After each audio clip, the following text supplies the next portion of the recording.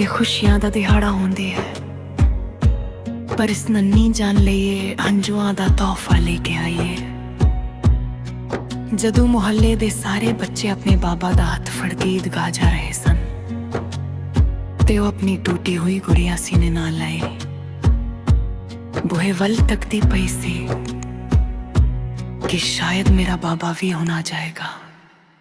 ਲੋਕਾਂ ਨਵੇਂ ਕੱਪੜੇ ਪਾਏ, ਮੈਂ ਪੁਰਾਣੀ ਲੇਰ ਵਿੱਚ ਰੋਵਾਂ, ਤੇਰੀ ਕਬਰ ਦੀ ਮਿੱਟੀ ਬਾਬਾ ਮੈਂ ਆਪਣੇ ਹੰਝੂਆਂ ਨਾਲ ਧੋਵਾਂ।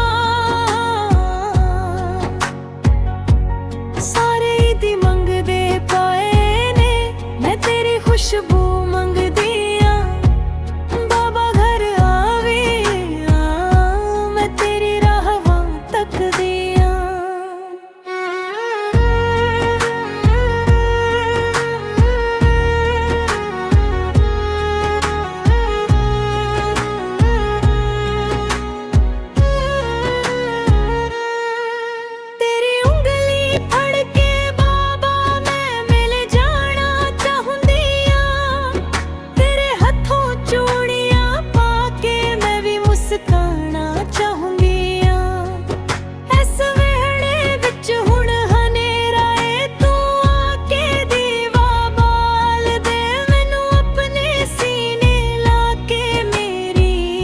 ਸੁਖਾਲੀ ਤਾਲ ਦੇ ਮਾਂ ਵੀ ਚੁੱਪ ਚੁੱਪ ਰਹਿੰਦੀ ਏ, ਪਰ ਲੁਕ ਕੇ ਹੰਝੂ ਪੀ ਲਏ।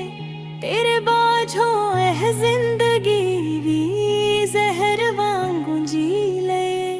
ਹਰ ਆਹਟ ਤੇ ਮੈਂ ਭਜਦੀ ਆਂ ਕਿ ਸ਼ਾਇਦ ਤੂੰ ਹੀ ਆਇਆ ਏ, ਬਾਬਾ ਘਰ ਆਵੀ ਮੇਰਾ ਜਗ ਸਾਰਾ ਘੁੰਮ ਲਾਇਆ ਏ। ਈਦਾਂ ਤੇ ਆਉਂਦੀਆਂ ਰਹਿਣਗੀਆਂ, ਪਰ ਜਿਹੜੇ ਟੱਟ ਜਾਂਦੇ ਨੇ ਉਹ ਮੁੜ ਕੇ ਨਹੀਂ ਆਉਂਦੇ, ਬਸ ਯਾਦਾਂ ਰਹਿ ਜਾਂਦੀਆਂ ਨੇ ਤੇ ਪਿੱਛੇ ਤੜ